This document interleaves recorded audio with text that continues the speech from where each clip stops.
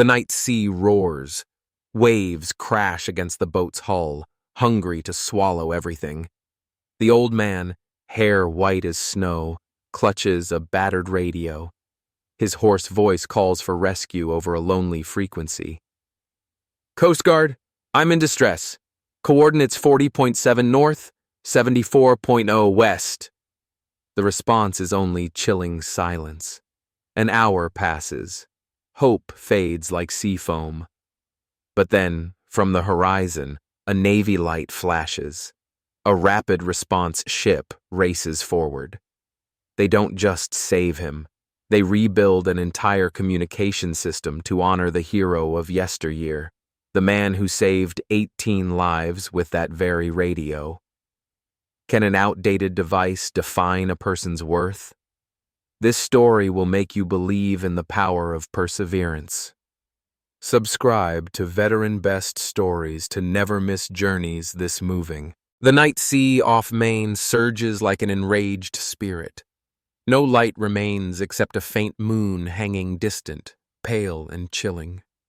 In that black void, a small wooden boat struggles against towering waves.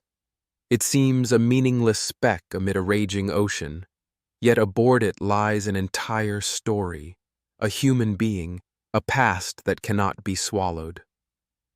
Mr. John, 73 years old, is no longer the robust man who charged through gunfire in Vietnam. Still, something remains in him that time cannot steal. His resolve. His hand grips the helm tightly. Knuckles show under skin dried and bruised by cold. Wind slices across his face like a blade, showing no mercy, yet he does not blink. His aged eyes sweep the night, silent and steadfast, as if searching for something lost long ago. Beneath him, the deck is soaked, emitting creaks like the weary beat of his own heart. Beside him lies a small object that, for him, means everything. The old radio, its metal casing rust-streaked, which accompanied him through war and remains here now in this solitary battle. For years, it has been the only link to the outside world. He leans down. His cold, stiff hand glides across the radio's surface as if touching an old friend. A white breath drifts out. Then he snatches up the microphone. Over the howling wind, his voice rings hoarse but clear. Coast Guard, I'm in distress. Is anyone out there? Silence. He waits. 1 second, 2 seconds, 5 seconds. Only waves and wind answer, as though the ocean itself mocks a man's despair. No signal, no crackle, just an extended stillness, spreading and tightening around him like an invisible hand. He lowers the microphone slowly. He says nothing more. No one responds. Nothing hurts deeper than that. Within him something stirs, not fear, not disappointment, but an old wound. A wound that no longer bleeds yet, once nearly cost him his life. The feeling of abandonment. War never leaves a soldier, even if he survives.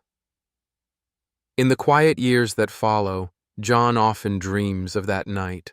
One equally dark, in a jungle, when he carried a comrade with a shattered spine across a hail of bullets. He ran and shouted into the radio, begging for helicopter support. 3 times. 4 times. No reply. Then the helicopter withdrew. His comrade did not survive. John remains alive, yet part of him never returned.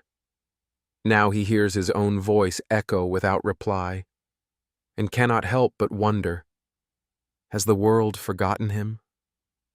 Do all the years of sacrifice, the times standing on the line between life and death, lead ultimately to sitting alone at sea, speaking to emptiness? Wind continues to lash his face. Waves keep crashing against the hull. But inside him, the true storm has only begun.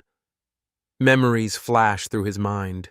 Young soldiers' eyes, whispered thanks, the weak hand he held before they took their last breath. He did not turn his back on them.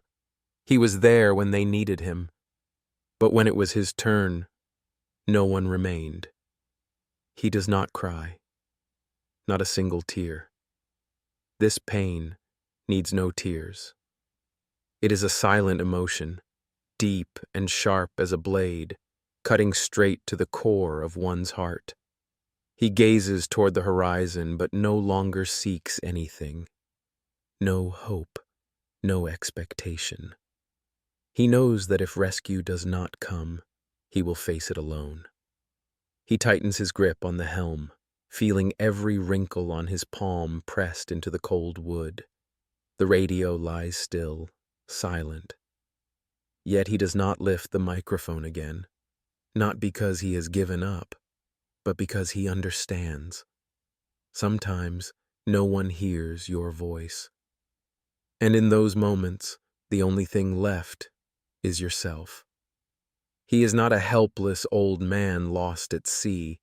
He is a survivor, a veteran, an undaunted soul refusing to surrender to darkness. No matter how high the waves rise, no matter how fiercely the wind screams to tear flesh, he remains there, unbowed. He needs no audience. He needs no comforting embrace. He needs only one thing: not to let go. John is not someone who gives up easily, never has been.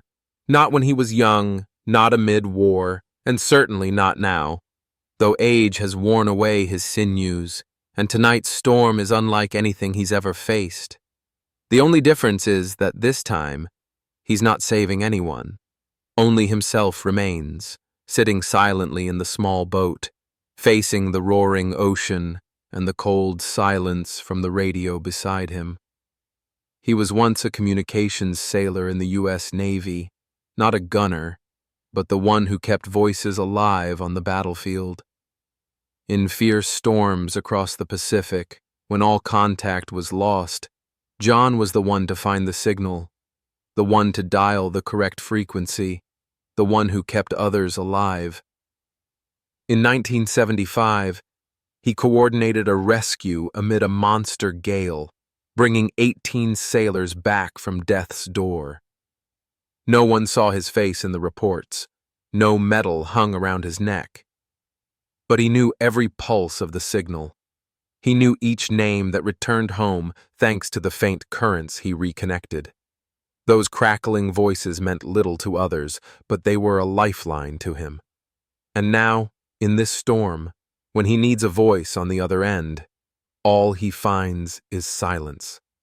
Wind lashes his tangled silver hair, cold as an unforgotten memory.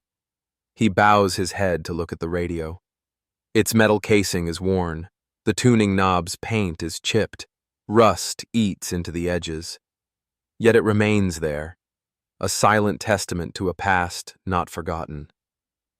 He once repaired it with screws scavenged from the dock, replaced wires with copper drawn from old shell casings. He knows this radio is not perfect, but it saved lives. It once brought hope. Now, when he needs it, when all he has left is sea, rain, and memory, can it still speak? John places his trembling hand on the radio's surface. His fingers trace each scratch, each stubborn salt deposit. Those thin fingers are no longer as strong as before, but they move with careful affection. "You're not obsolete, are you?" he whispers, voice soft as the wind. No expectation of an answer, merely a question born of deep loneliness. Among countless souls, across a life of service, could it be he is the one the world has cast aside? He cycles through frequencies, one, then two, weak crackles rise, then vanish into the waves. Nothing. And he understands. This time there is no rescue team on standby, no base tracking his coordinates. There is no younger John on the other end, ready to tap signals with all his heart. He suddenly feels like this radio, Old, chipped, silent. Something once vital, once a beacon of survival, now forgotten. How many soldiers were like him? Devoting youth, carrying a mission, then fading into history's unread pages. The question needs no answer. It quietly stirs an emptiness within, like a small cut that cannot be sutured. The wind grows stronger. The boat tilts sharply, then rights itself, causing the radio to slide slightly. John reaches to steady it, reflexively, as if holding on to himself. He does not panic. He does not complain. He simply sits there, his hand still on the radio, his heart filled with an emotion hard to name. Regret, anger, gratitude, all mingling in crowded solitude. Yet, amid his doubts, one thing remains clear. He has no regrets. Not a single day in his life did he wish to trade the quiet role he chose. The wave handler, the voice linker, the one who kept anyone from being cut off from the world. It's just that now, when every frequency is silent, he feels the full weight of disconnection. No one hears him. No one remembers the role of a communications sailor. No one knows these fingers once awakened hope from the depths of despair. On the sea, the boat rocks again. John tightens his grip, not to send another signal, but to hold himself firmly in existence. He does not call again. He does not send another plea. He just sits there, listening to each wave, each gust, and a long note drawn from the radio that no longer speaks. Yet to him, that does not mean the end. This radio may no longer transmit, but it once did, just as he once did. And perhaps, like all veterans who lived and served, one day only silence remains. But if anyone was ever saved, ever survived because of that signal, then he was not meaningless. John closes his eyes, not to sleep, but to listen more clearly, to hear himself, to recall the echoes he once brought to others. And in that moment, amid the world's silence, he knows. He is still here. 1 hour passes. No human voice, no signal, only the waves still lapping, a cruel reminder that he is alone in the vast ocean. 1 hour, but for John, it stretches as long as a lifetime slowly eroded. His small boat rocks unceasingly. Icy water seeps into the hull, slipping through rotten seams, soaking the thick fabric over his legs. The cold now comes not only from the sea, but from the feeling of being erased, bit by bit, from the world. He huddles, back against the boat's side, his arms wrapped tightly around himself as a final defense against the chill. His breath labored, exhaling thin white mist that vanishes in the wind. His hand trembles, not from fear, but because his circulation has slowed, because of age, because of the waiting that seems endless. Yet his eyes still burn, a gaze unwilling to extinguish, refusing to allow itself to die out. He thinks of those who once gripped his hand, 18 faces he will never forget, those he called by name in the storm, guiding them back from death's edge with that very old radio. The choked embraces upon safe arrival, eyes brimming as they looked at him as if he were life sent by God. And now, when silence descends like a final shroud, it is those memories that keep him awake. If I give up, who will tell their story? That question does not roar, it whispers within him, like a promise he made long ago, a vow not to let the past be buried under the ocean's depths. He slowly stretches upright, movements deliberate as if each muscle must recall its function. His shaky hand, yet full of will, rests on the now cold radio. He turns the knob, adjusting across frequency bands, eyes intent, ears straining for any faint static. Once more. No one answers. But he does not stop. He taps another frequency. His voice issues from a parched throat, but this time there is no despair, only resolve. Navy. Anyone? This is John McAllister. I'm in distress. Please, if someone hears me, respond. A silence stretches. Wind still howls. Waves still rage. The boat drifts on aimlessly. And then, a faint crackle. Unclear, incomplete, but real. A dim signal. A fragile wave against his ears, like a blow to the chest. He sits bolt upright, heart pounding, a strange beat after hours of emptiness. That crackle, to others, might be mere interference, but to him, it is life. It is someone on the other end struggling to catch the signal, an invisible hand reaching out across the night sea. And he sees it. From afar, a blinking light. Not a star, not a mirage, but a response beacon. Red, blue, weaving in rhythm. A rapid response ship. The U.S. Navy. His heart clenches. That light races from the horizon, tearing through darkness with speed and precision, known only to those who have saved lives. They are coming. They heard him. And they bring more than rescue from the storm. They bring something deeper. In that moment, John sees not just light. He feels all the years returning to embrace him. He senses the faces fading in memory now, smiling somewhere. He feels a part of himself restored.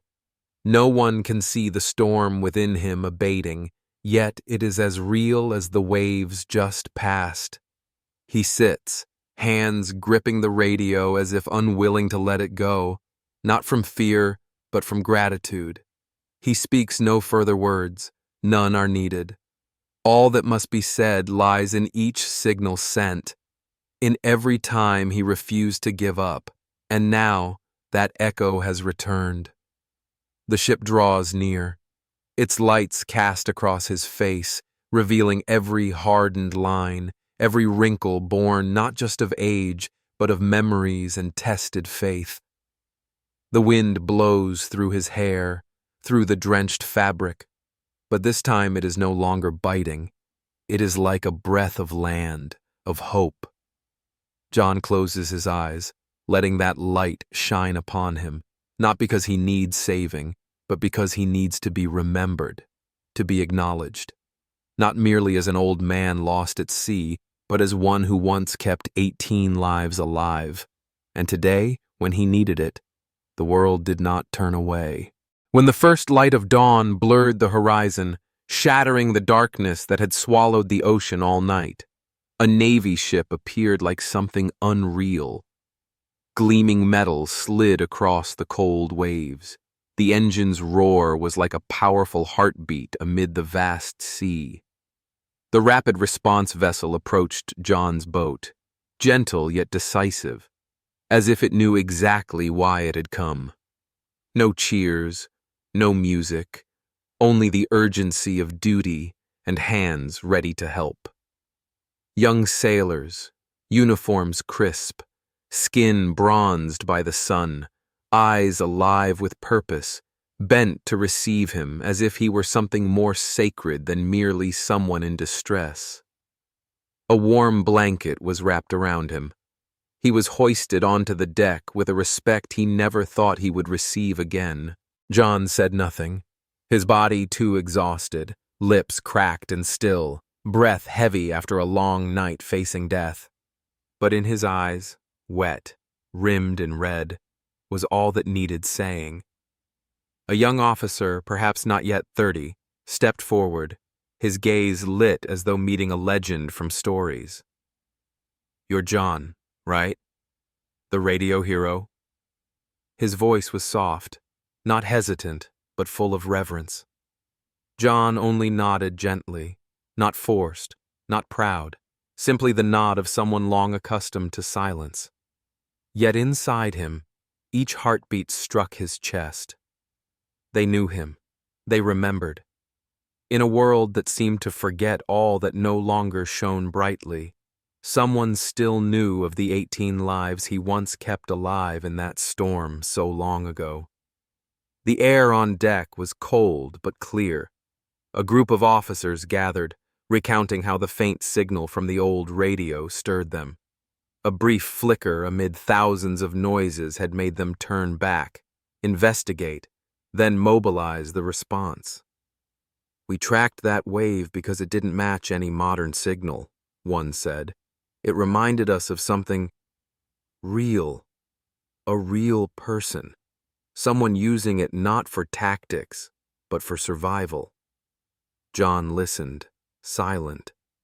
He needed no confirmation, yet their words poured into him like warm drops seeping through years of cold neglect. They did more than rescue him.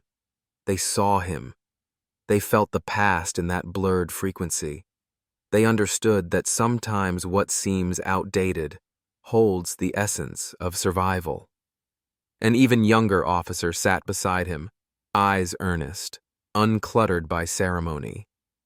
"We will restore the frequency system you once used," he said, as if announcing something greater than any strategic plan. "Not out of nostalgia, but because it is a channel built by people like you for situations that only the human heart and instinct can grasp." John pressed his lips together. He wanted to say something, but words felt strange. His throat tightened, not from cold, but from another feeling he thought long forgotten, being truly heard. "Things don't become old simply because time passes," the officer continued, looking straight at him, sincerity like a vow. "It wasn't the device that saved lives, it was the person behind it. And you saved a generation." John closed his eyes, not to sleep, not to escape, but to prevent tears from falling before those eyes.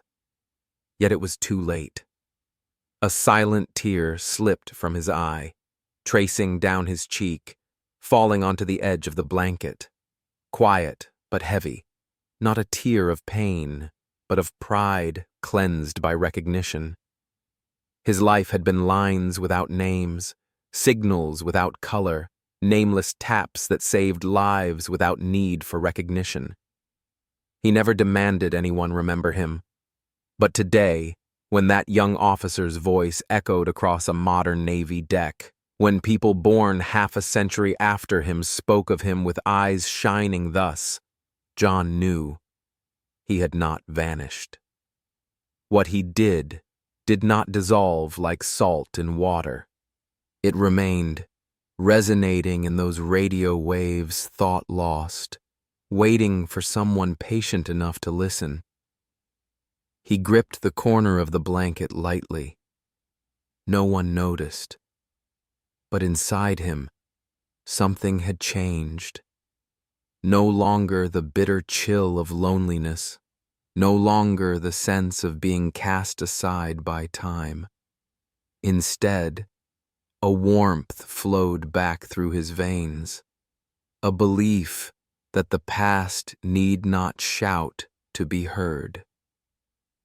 John opened his eyes again. The sky was clearly bright now.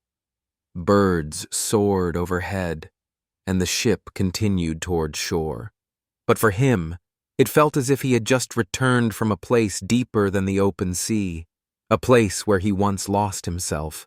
1 week later, when the sea had calmed and early autumn winds began to weave through Boston's old streets, a small ceremony was held at the harbor.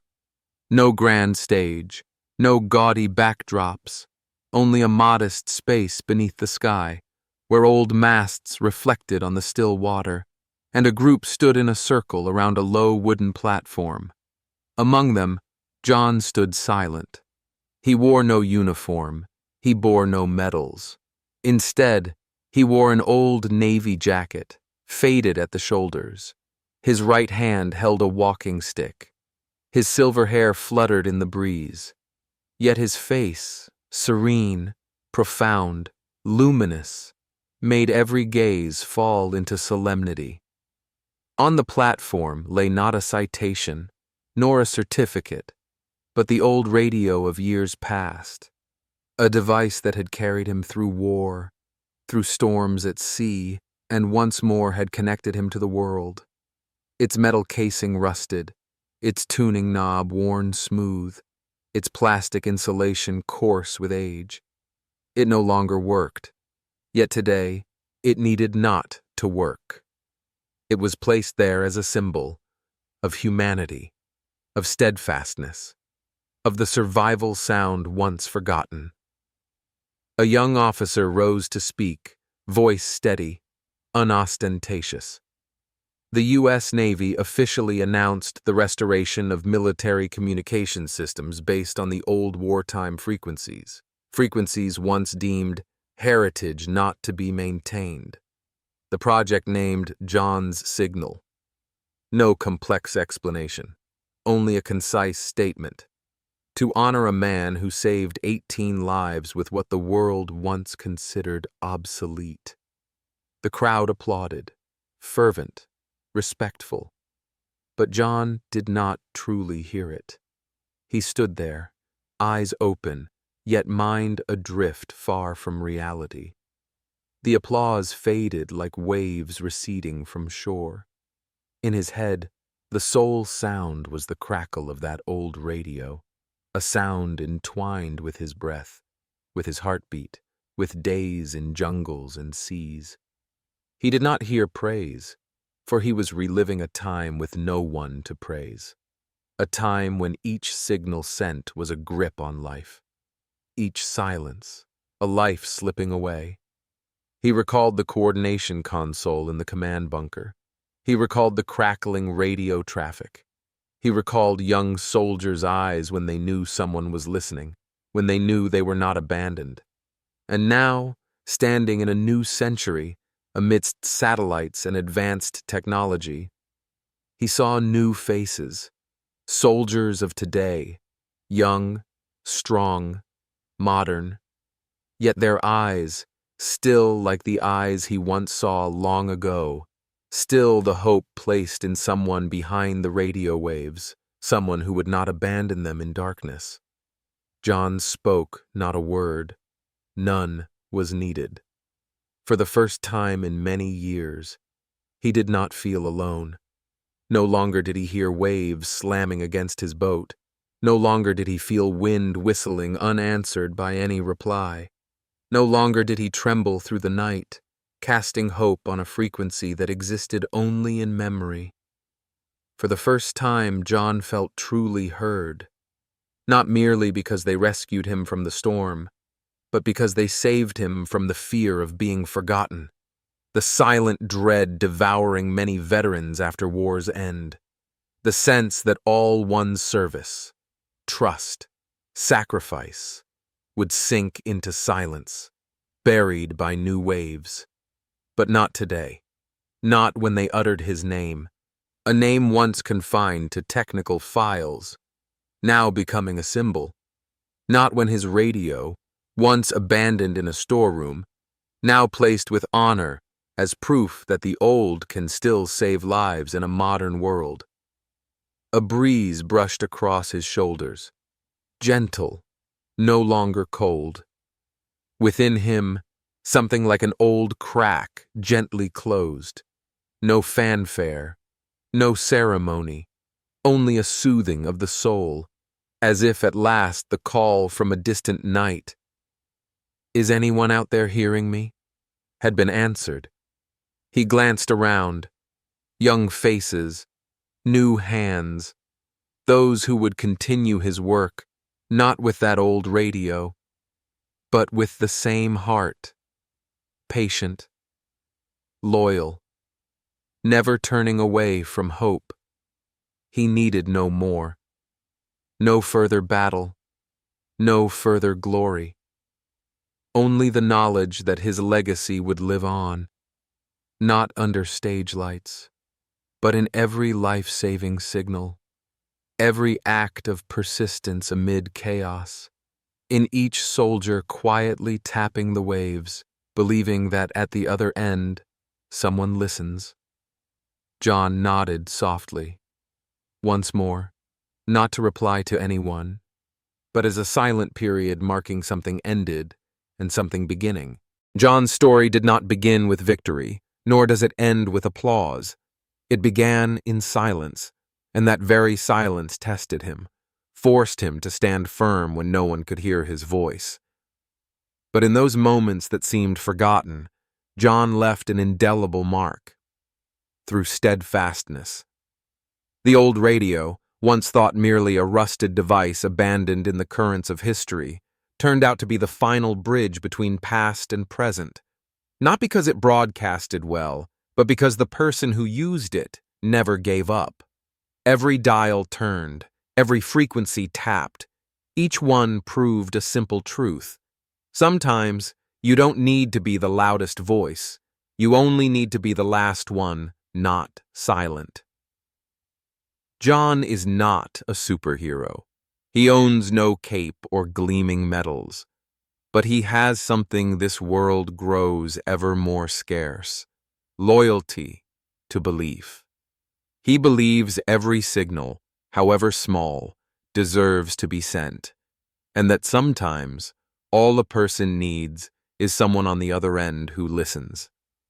For American audiences, those raised on tales of courage, of people rising from adversity, John's story is a reminder clearer than any that legacy does not stem from fame, but from how you live, and from how you refuse to give up. In a world accustomed to speed and replacement, this story becomes an anchor that slows us down, makes us look back, and remember that some values never grow outdated: bravery, sacrifice, and faith in humanity. If you seek something truly inspiring, not for the glory, but for the human spirit, subscribe to Veteran Best Stories. Here, we do not tell the biggest stories. We tell the stories worth telling. Share John's story, for perhaps, amid millions of signals drowned in life's noise, someone, caught in the storm of their own, will accidentally tune in to this frequency. And thanks to that, they will not feel alone. Together, we keep the signals of hope sounding far and wide.